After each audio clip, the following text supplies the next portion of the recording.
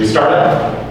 Welcome back here. We're going to continue doing our conjugate analysis. Either you can think of it as the covariance or the precision. I'm going to do it on the precision parameter. Put a Wishart on it. If I want to go upside down, I can invert the conjugate model and do that. So it's kind of like working through a gamma or an inverse gamma on variance or precision, very similar. This is a high-dimensional example. I'll just point out that it's backwards from the gamma or the inverse gamma. So we always put a gamma distribution on the precision parameter. We use an inverse Wishart on the precision matrix. So that's the backwards part. So that's the way I do it. I talked to Chris Frank this morning. He was saying in his regression class, he's going to give you a full-blown Bayes hierarchical regression model, and he likes to use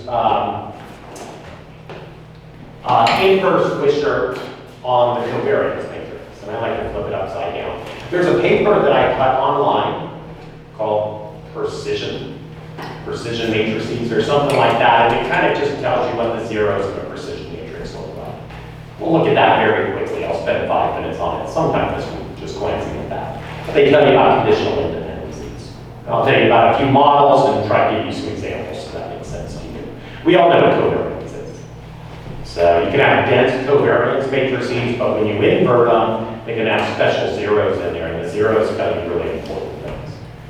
I will say that some people grossly overinterpret what the zeros mean and don't understand what conditioning actually does. So I'll try to be clear with that.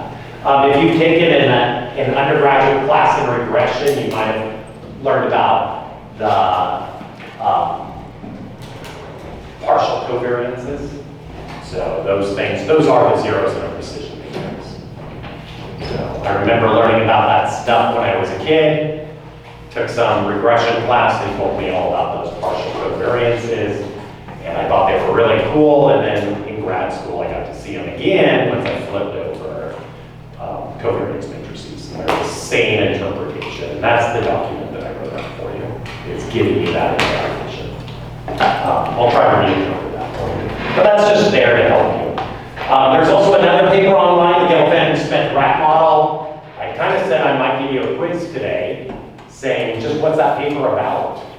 So I think I said that on Wednesday, right?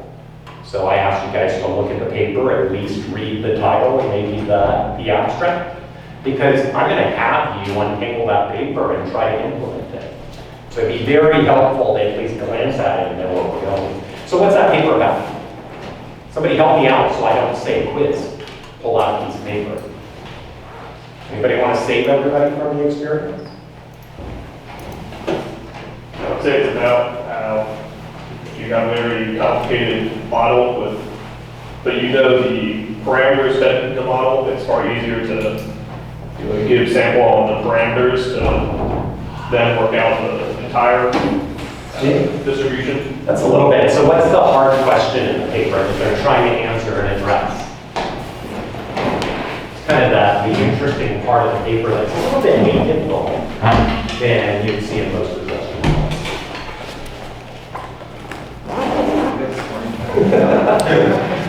It's the part that looks new to you.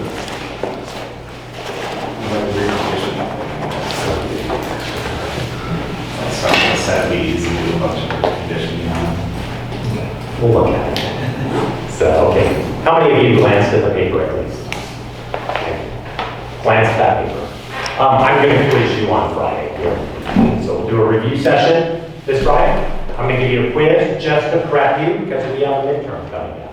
And then I'll tailor the midterm so that it's on the review material. So I don't know if I'll get to Jeffries or not. I can tell you real quickly how to do a Jeffries calculation. You'd be begging me for one because it feels like once you set up the problem and present the problem, you just go into cruise control for a calculation. We'll see if we get there. So I might be able to present that to you and I might not give it to you on the midterm. Midterm will be about 4 questions. So I'm going to ask you about conjugate priors and predicted distribution and things like that. We'll see how far I can get after that. I'd like to ask you to compute Jeffries prior, but we might not get there. So I'm not going to try to go with the turbo on what we get. I am going to tell you what Gibbs Sampling is beforehand. So I might ask you just a little bit about Monte Carlo, just make sure you've got some basic understandings of of how you transform Monte Carlo estimates. So if I want to do a transformation of variable on Monte Carlo samples, what do? Just real quick. I've said this a bazillion times to those of you who have taken my inference class.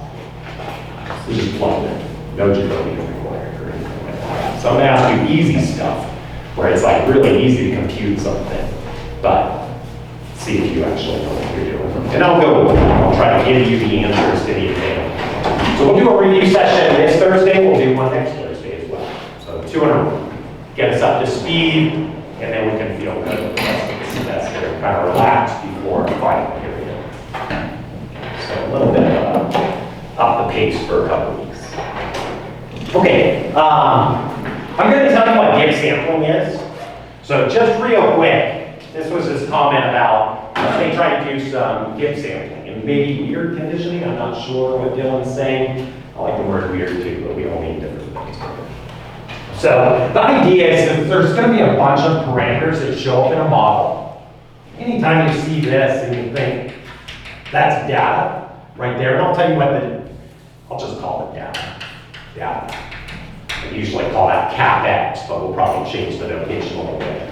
So this is just a general thing. If you had 3 parameters in your model and these parameters were associated with each other, it might be hard to understand what that distribution looks like. And it might be hard to sample out of some weird distribution. So I might be thinking like, I know I called them all theta so they look the same, but I could be really bold and say that's a scalar, that's a matrix, that's a vector. You might be thinking, what is this distribution? It's all very strange and I don't know how to sample from it.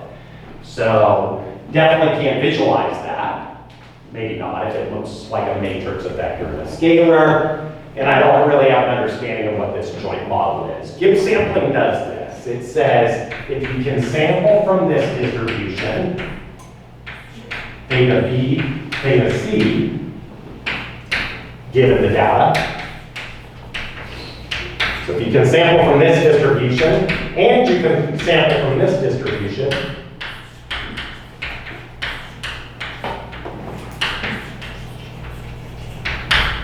and you can sample from this distribution, this is B and C.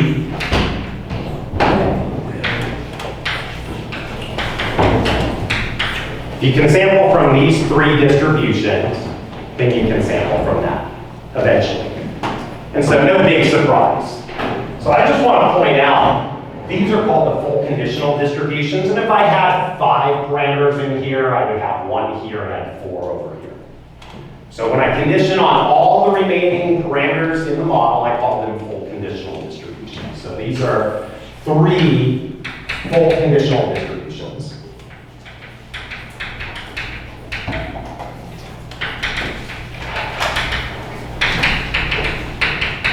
For a 3-dimensional problem. If I had a 17-dimensional problem, I might have 17 full conditionals. I need to talk about how you pick the full conditionals a little bit. There's a little bit of an art form. You don't have to do it one way. You can do it many different ways.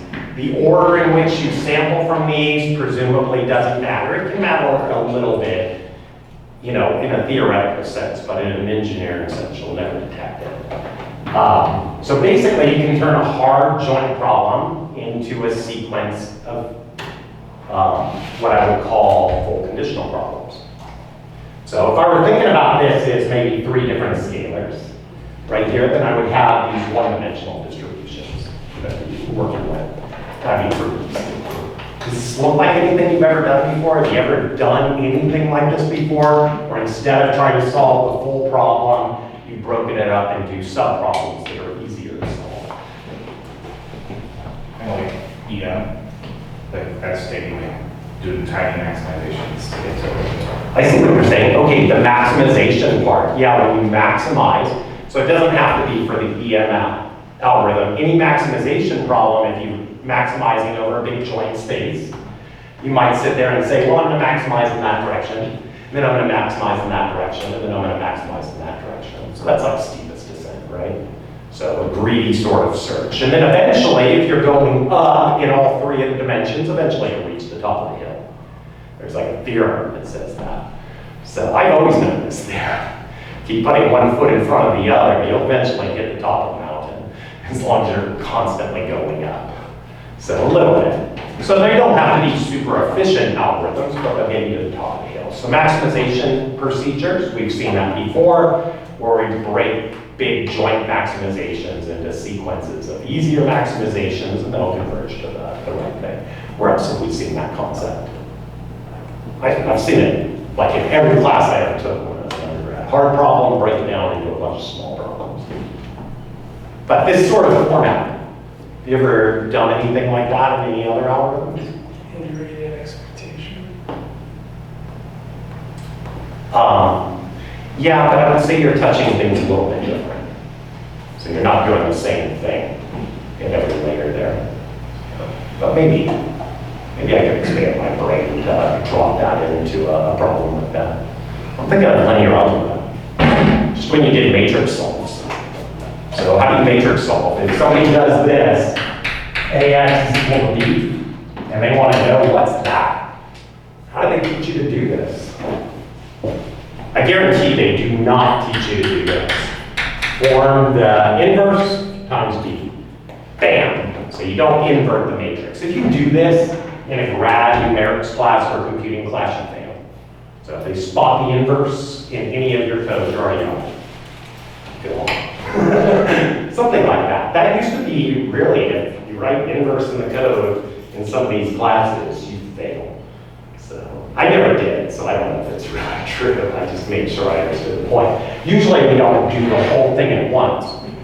So there's different algorithms for doing these solves. Does anybody know any of those algorithms? I'd like to remember myself in undergrad. My undergrad self knew a couple of these. Is there like Jordan-Gauss elimination or something? Gauss-Jordan. So that's kind of how you do it. You know, and so you're going row by row and you're doing these solves. And there's a version of that algorithm, you know, called Jacobi that you do. And then there's another one called Gauss-Seidel. This smacks of Gauss-Seidel. Looks just like it. You know, where you're pivoting around one thing, and you keep marching down this matrix, and you're doing these row solves, and you're iterating over those row solves. You're taking your answers from your previous row solves and plugging them back into that row, and you keep cycling over it. I think that's called Gauss-Seidel. So Gibbs looks just like Gauss-Seidel if you came from a matrix background. So does that sound kind of familiar? Maybe you implemented that or something like that. Anyway, it's not a new concept. If you sample from these things right here where I get a theta A, I'm just going to put an index on this. So this is maybe my I sample that I get out of this. And I take that thing and I plug it in right here the first time I see it. So I'm going to initialize these like that. So I have some initial values I plug in right here.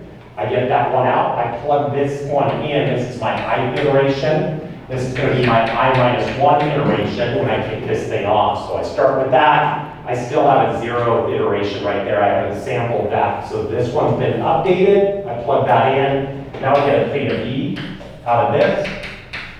On I iteration, I plug that in right here. Right here. Oh, and I got this wrong, right? That's okay. It needs to be the other ones.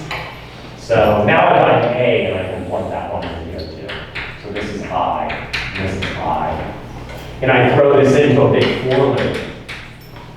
I goes from 1 to n, and I end this thing and my code crashes, or it does something weird, so I plug this in as I-1 and I-1. And then I have outside of this loop an initializer for those two things I gotta initialize. So you're gonna have to initialize. If you have a p-dimensional Gibbs sampling problem, you're going to have to initialize p-1 things.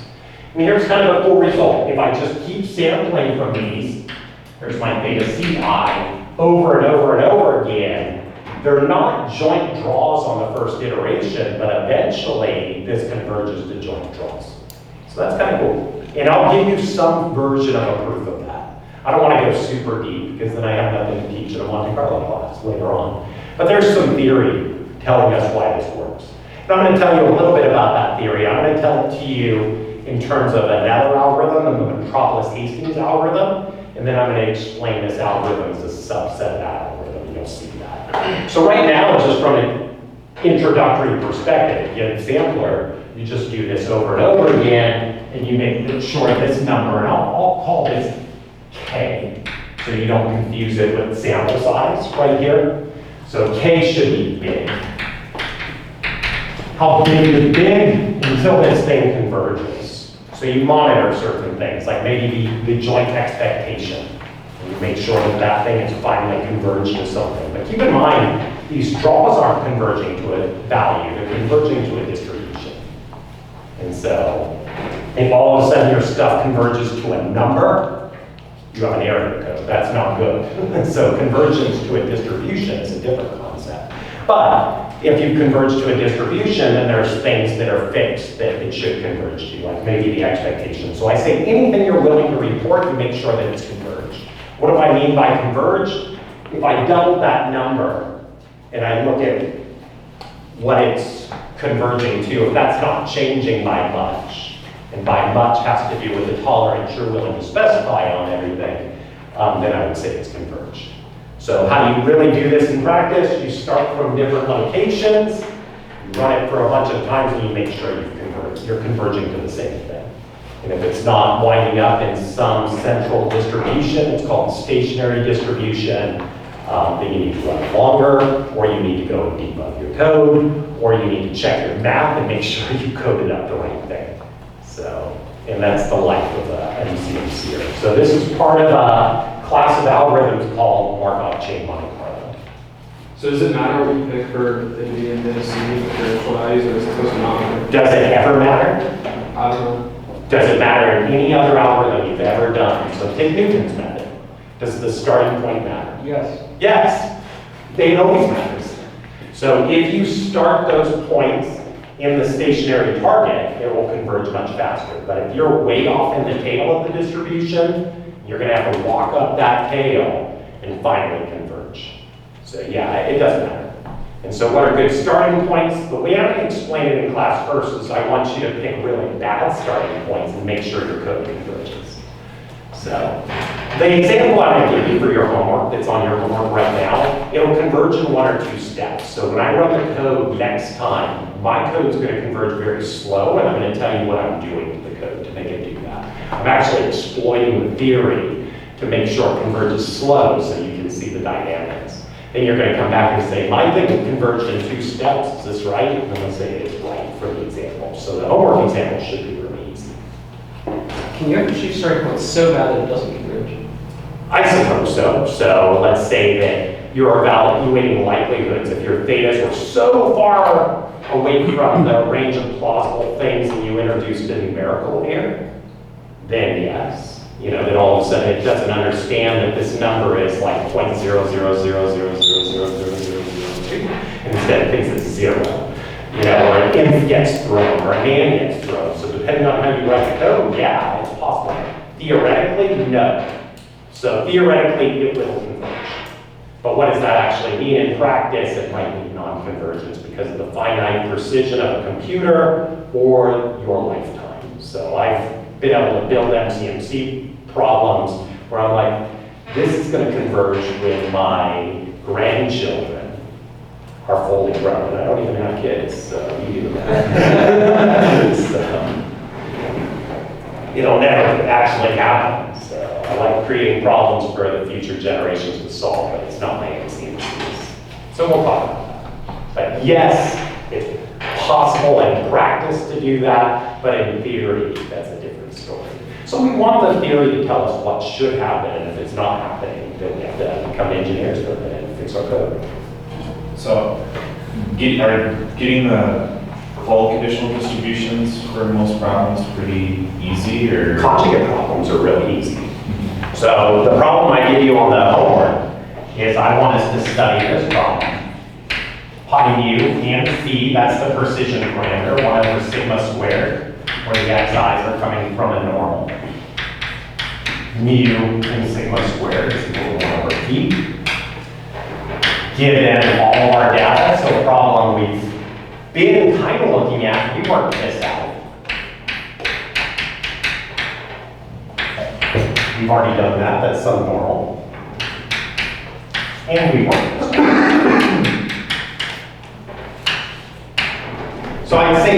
spirit, it's all very easy. But in practice, it can be really hard. So, and there's certain things you need to be aware of. So, I could have just one big matrix in my thing that I'm trying to sample a matrix, but I could chop that into little blocks of the matrix to update one at a time.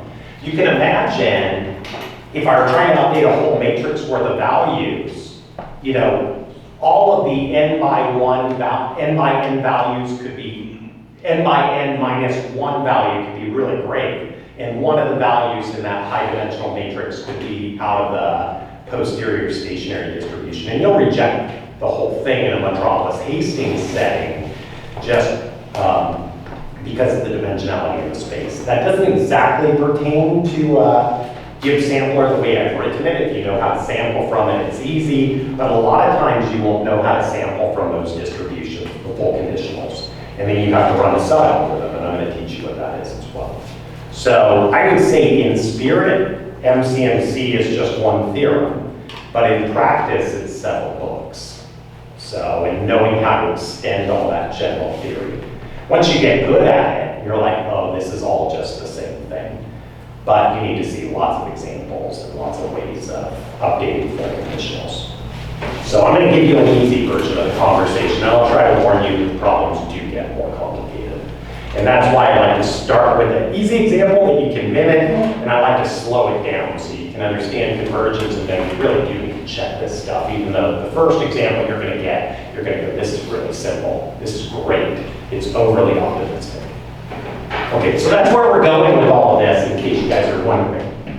So we're going to use the paper to build up their example, because I like the historical reference. This is where Gelfand and Smith started thinking about Gibbs samplers, and that's really what I think that paper is about in a lot of ways, is being able to do Gibbs sampler, but there is a scientific problem at hand, and I'll walk you through that as well.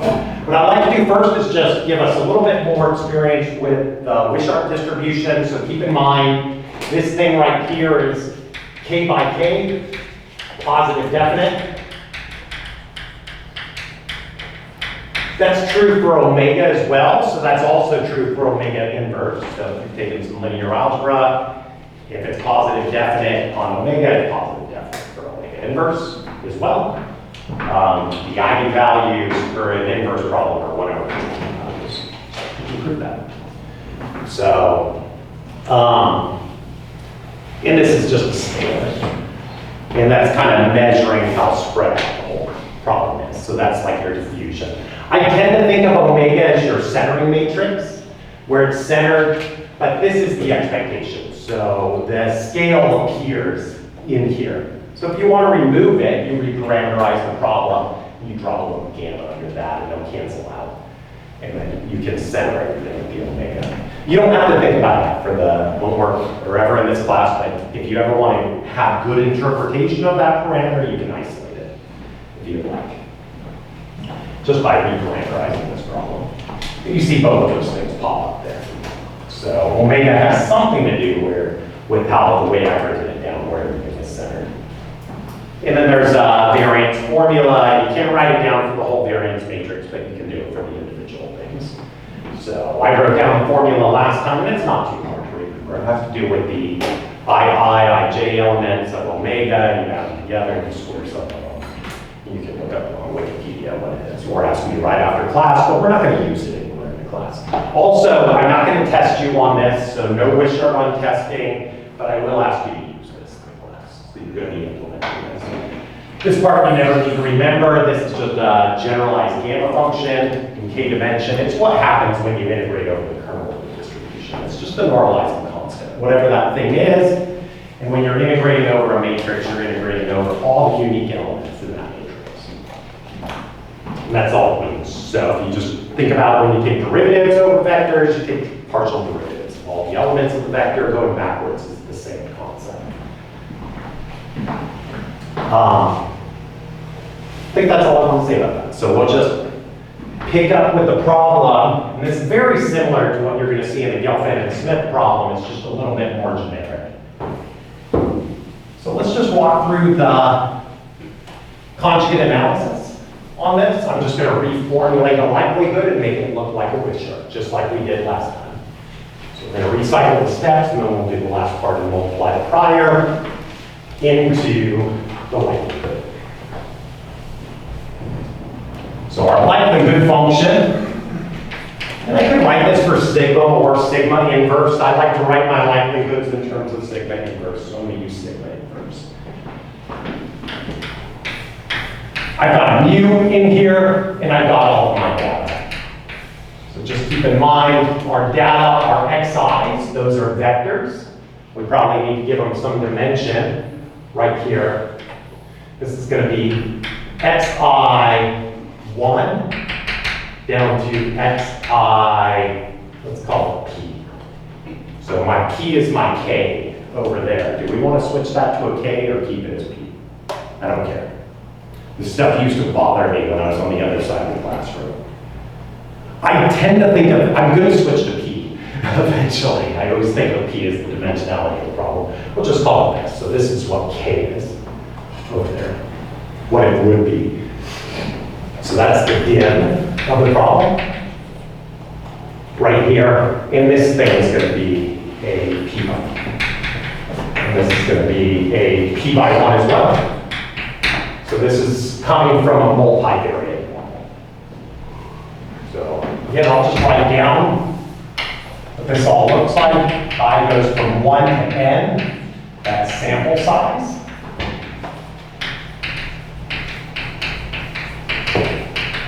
So that's this I right here, I goes from 1 to n. So I'm going to have a whole bunch of realizations of these vectors, and those vectors are going to be correlated. That's the sample size. I like to write down 1 over sigma right here. If you prefer, you can have the root 2 pi to the p power. So that's p over 2, bless you. You might be wondering about the p maybe showing up in here. There is no p. This is already p by p, dimensional. So imagine if this was like I times sigma squared, and I take the determinant of that. What is this? Let's just say this is p by p. So this is sigma squared. I just factorize that, right? Sigma squared, is that good? And the determinant of I is the product of everything. 1 times 1 times 1 times 1. Is this right? You just made a mistake. Can't just factorize the scalar outside of that. Is it to the p power? Yeah, imagine that if it looked like this, sigma squared, and I would take the determinant, I'm powering that thing up. So this is raised to the p power. So the p is in here already. So if you want to go back and remember this is just you can write a univariate normal just as the product of all these things. That coefficient comes up by how many times you product it up. You can write it in joint form and have that come out of the determinant where it's getting powered. So just keep in mind the p's already in there. That doesn't need anything right there. And do I need anything else on here? I need a half, right? This is half power. Is that right? Yes. That's half power. Right there. Again, I'm thinking about just my univariate normal and making sure if I did phrase a univariate normal and I had a whole bunch of samples out of it, I could rewrite that as just one big normal using the identity matrix. So e to the minus 1/2, this is going to be xi minus mu transpose. That's a vector that goes this way, right here. Vector going that way. I've got my inverse covariance matrix. That's the real reason why I like to flip this thing out upside down, is it appears flipped upside down here. A lot of times people write it here without it being flipped upside down. So xi minus mu right here. This is all just a scalar up here. So this is a big fancy inner product. So this vector is going that way. So when I multiply something like that into something like that, Just a dot product. So that's our stuff. We can get rid of this, and we can rewrite this.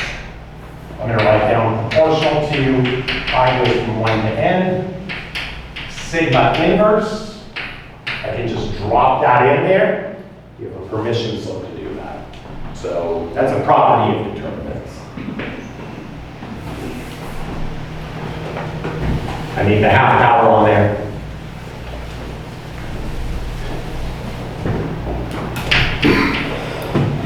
E to the minus 1/2. I'm going to drop the trace in here. Again, this is just one-dimensional. If I take the trace over a one-dimensional thing, I don't change it. So this is xi minus mu transpose sigma inverse xi minus mu. Trace is just the sum of the diagonal. I get it. You probably want more interpretation of that, but it's just an operation for us. So I can simplify this.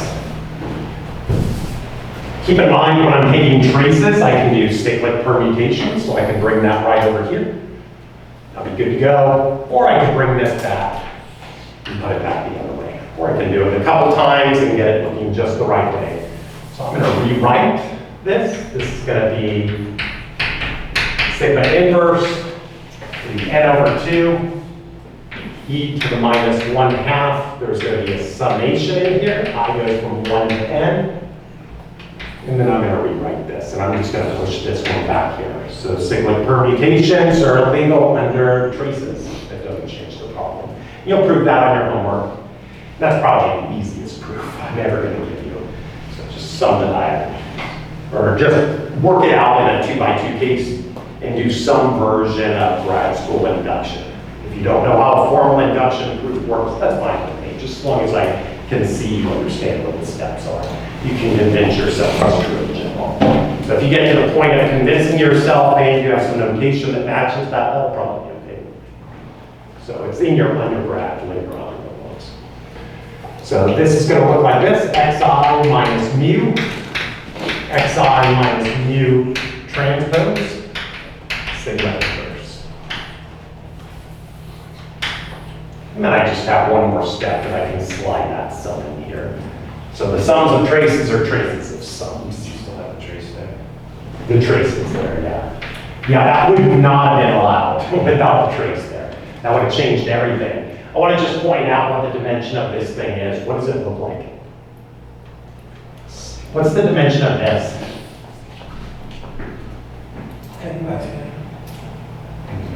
Careful. Careful. P by P. P by P. Too many things going wrong. This is P by P.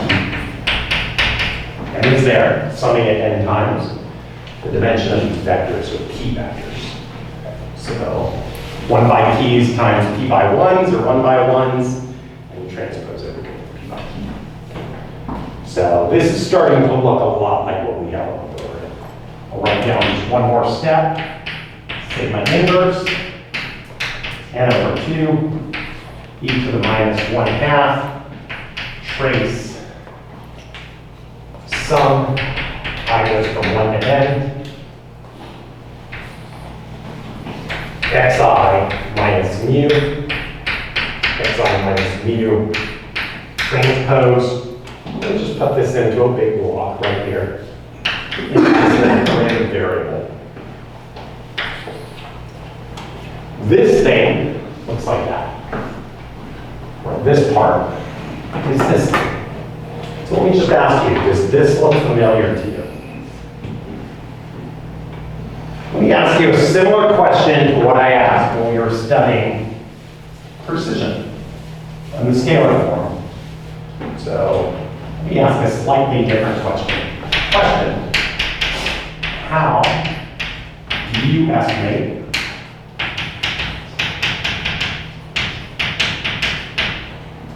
sigma?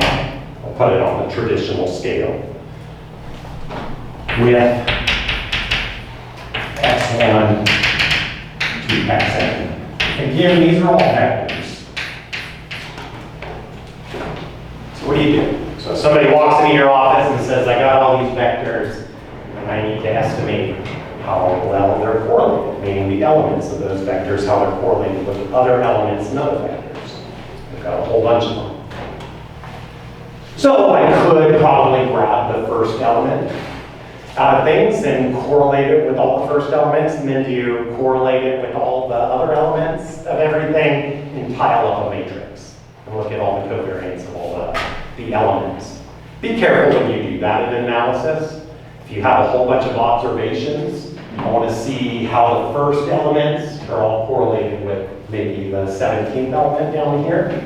And I've got a basic sort of bivariate correlation problem. If you ever take a whole bunch of data and you just work through all the covariate estimates one by one and you tile up your whole matrix, do not be surprised if it's not folding. It happens all the time with real data. You can invert it, and boom, you got all kinds of problems.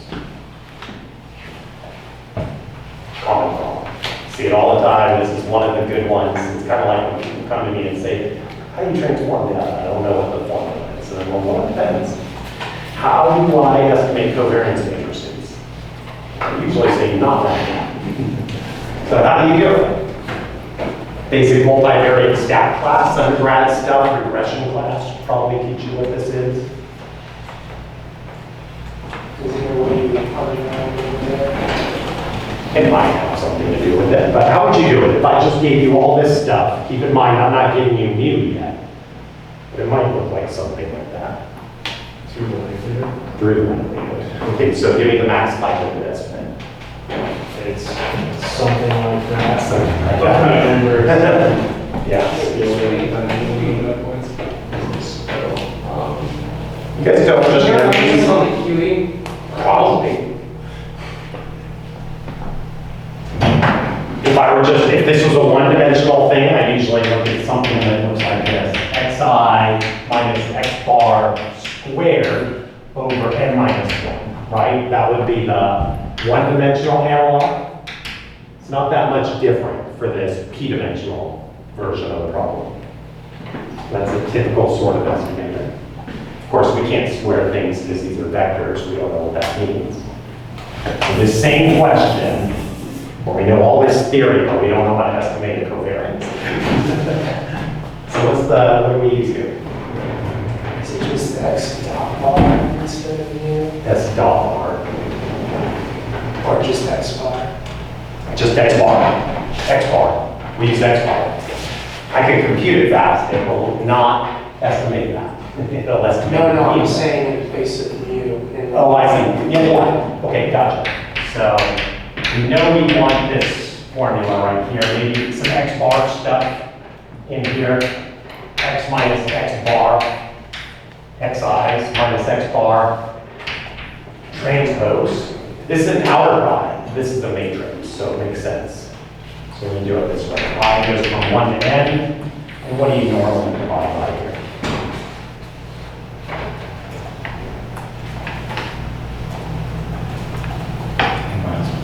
N minus 1. And our ones look like p's in this problem. This is the unbiased estimator of everything. So that's the unbiased estimator. If I took the expectation of this, it would estimate that. So the expectation of this thing is that. So very similar sort of calculation. You guys have seen this, right? Take an outer product, it's just the same sort of averaging technique. Looks about the same. That's what we would do. Probably. It's my guess. And if you mess it up, n minus 1, well, hopefully n is much bigger than the p, and you make a mild mistake and I don't really care. So if I gave you the mu's, I'd probably use the mu. And so if I gave you the mu, I'd plug that in. And you would lose that, because that p-dimensional inference that you're doing. So same sort of explanation you could give to an undergrad probably, and they wouldn't get it either. So probably like that, something like that. So just something to think about while we do this analysis.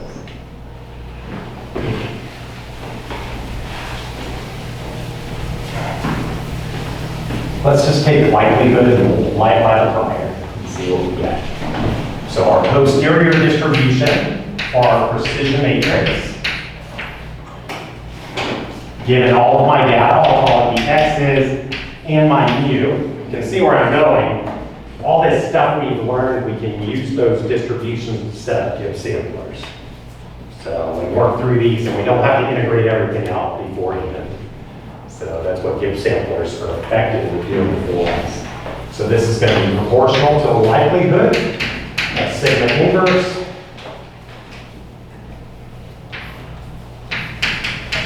x and mu times my prior. And I'm going to condition this on an omega and a gamma, so I'll keep that notation the same. In my case, I'll change to p's in the equation. So this is going to be a Wishart. Is what we're going to use. And we can kind of see that the form looks just like that, and when we multiply together, we're going to have a similar form. So let's just do that. So this is going to be, I guess I'll just write down proportional to, this is going to be sigma inverse n over 2. And then I've got this other thing right here, so I probably should write down the prior so we can just see it and change all my notation. So let me just give us a little bit of room so we can stare at it and not just have to mentally map it. So we're going to take pi sigma inverse. Given, I'm going to give it a hyperparameter. I'll call it omega again, and I'll call this thing gamma again. And I'll flip the order arbitrarily. It doesn't really matter to me how I'm denoting that. So this is going to be proportional to sigma inverse. And then I'm just going to raise it to the relevant stuff. So this is acting as my sigma inverse. That's my random variable for all of this. So the only part I need to stare at here is this stuff to do the conjugate analysis. I like to point at that because when you do the problem that's on the homework and you're integrating over things and you don't know what the integral is, you know it's proportional to that inverse normalizing constant. So you can forget all about this stuff, but please don't forget about that even though we're going to do it right now. You're going to need to know this when you start integrating over those curves. So that looks like this. This is raised to the gamma minus p, that's the dimensionality of our problem, minus 1 divided by 2. And I'm going to have e to the minus 1/2 trace omega inverse times sigma inverse. That's my random variable, my b. And so I'm just going to tie all this stuff in. I need this stuff up here in the exponent 2 that's coming from the prior. So that's coming from the likelihood. And then my prior term is going to be this stuff. So plus gamma minus p minus 1 over 2. And those combine really nicely. So e to the minus 1/2 trace is the next part. And we know what this stuff looks like. So we're going to have this big summation. I goes from 1 to n, xi minus mu, xi minus mu transpose. So that's this stuff. And then we've got that as well that it's going to have. So that's the omega inverse. So this is my prior, and that's my likelihood component. You're deep in that. 2 is deep. Should there be a sigma inverse at the end? What is it? Should there be a sigma inverse at the end of the? Yeah, definitely. That's our important stuff, right?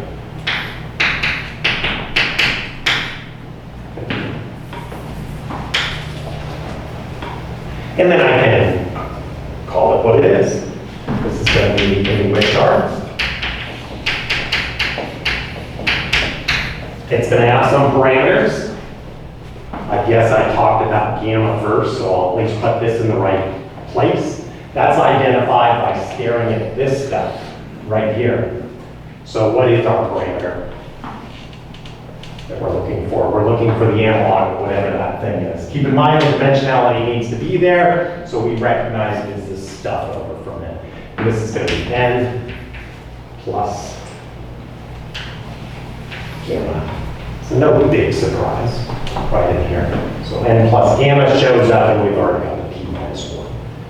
And then I've got my stuff right here in the drop down. But I need to invert it. This is the confusing part on the inverse Wishart scale. So I wrote omega over here. I gotta be careful that the omega is right there, but I inverted this one.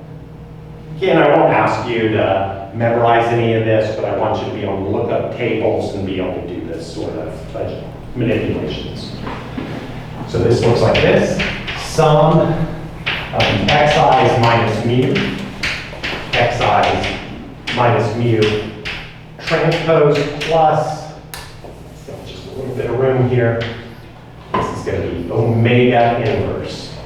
And the part that I usually mess up in all of my videos is I forget to invert this whole thing. Invert. Flip that thing upside down.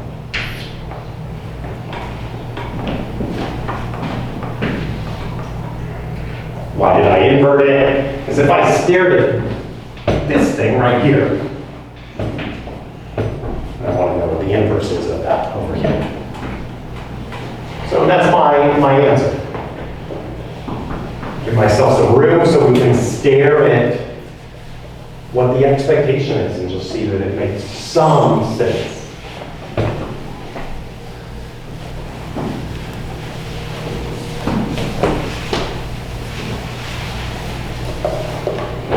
So my posterior expectation, my sanity check, just to make sure at least this is concentrating in somewhere that makes sense to me. It's going to be whatever this thing is. This whole matrix, xi, expectation of the precision matrix, given all of my stuff, and I get tired of writing what all that stuff is, and oftentimes I'll just do that. I'll just say, it's all the other things in the model. So what does it mean here? It means x, it means mu. When we get into writing out full conditionals, that dash becomes convenient, so that you're not having to cut and paste everything except for one thing and do it all over again. So very often it's accepted notation to say everything else in the model. That's not just my notation. This looks like this. Sum I goes from 1 to n, xi minus mu, xi minus mu transpose. This is an outer product. Sums of outer products are outer products. Plus omega inverse, and I'm going to invert this thing out, because that's what's there, times n plus p. Is it? No, n plus p. Too many things. Then we look at that answer and we go, huh, compared to what I learned maybe 5 seconds ago, or in some other class, this looks like the inverse of a covariance matrix. There's a little bit of penalization, and how you pick this matrix is going to depend on the context of your analysis. And you can look at what they picked in the paper. So, and see if you agree with it. Are you compelled? I think the answer is probably not. So, and you'll have to just say something about that. I'm not compelled, because if I change their hyperparameters in there, I get different answers. It's not a very data-rich problem. So I think that does make some sense, though. So we know asymptotically as n gets big, this thing is growing and dominating that, so we have some inclination to make sure this doesn't have huge values on there. If you're trying to detect zeros in your analysis, like in the off-diagonal term, to see that there's no conditional dependencies, I wouldn't be bearing big numbers on the off-diagonal here, because it's going to take a lot of data to overwhelm that. I'd probably pound with zeros and then say if there's any correlation in the data, or if there's any correlation in these parameters, the data has to tell me about it.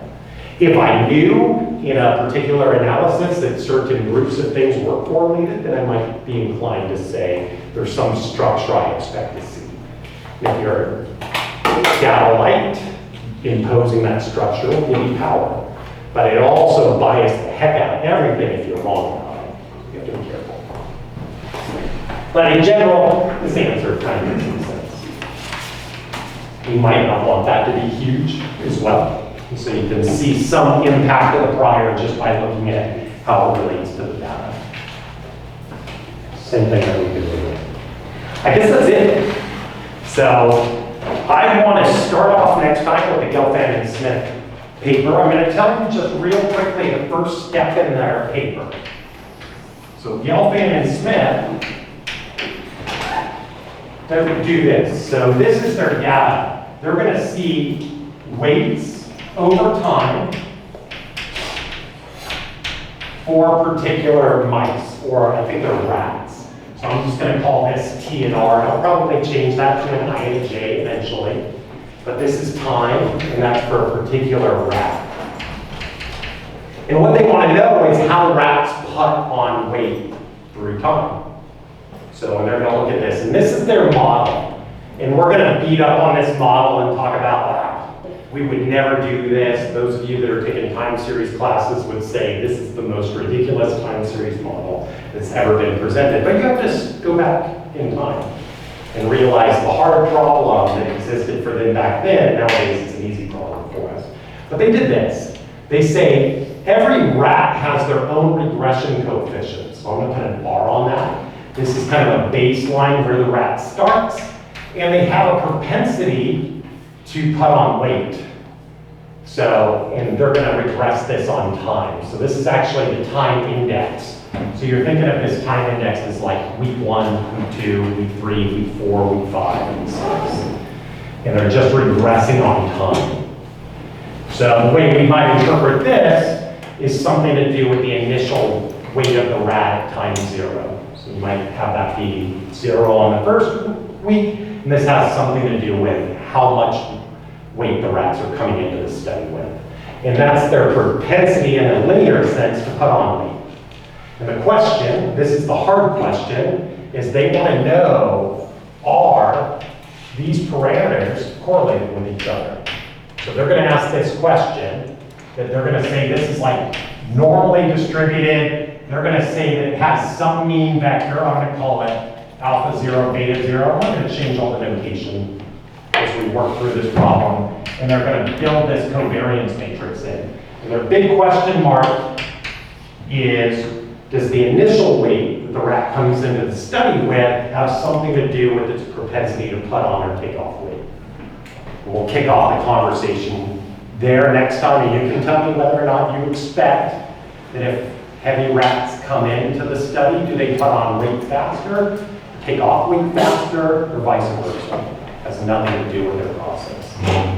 We'll have 5 minutes of discussion on that. We're going to lay out the whole model. We're going to have a bunch of parameters. We're going to talk about the Gibbs formulation. Then I'm going to tell you formally about MCMC. Run some code and show you some sample code, real simple stuff. And I'm going to show you what I'm doing to abuse the code in theory to slow down the convergence of my process. When you go to homework, when you code this up for the Gelfand and Smith thing, you're not going to code this up on the current homework. You're just going to write down what the full conditionals look like, and on the future homework, you're going to code that up. So a little bit easy this time, not too much to implement, and later you'll implement the whole thing. Thanks, you guys.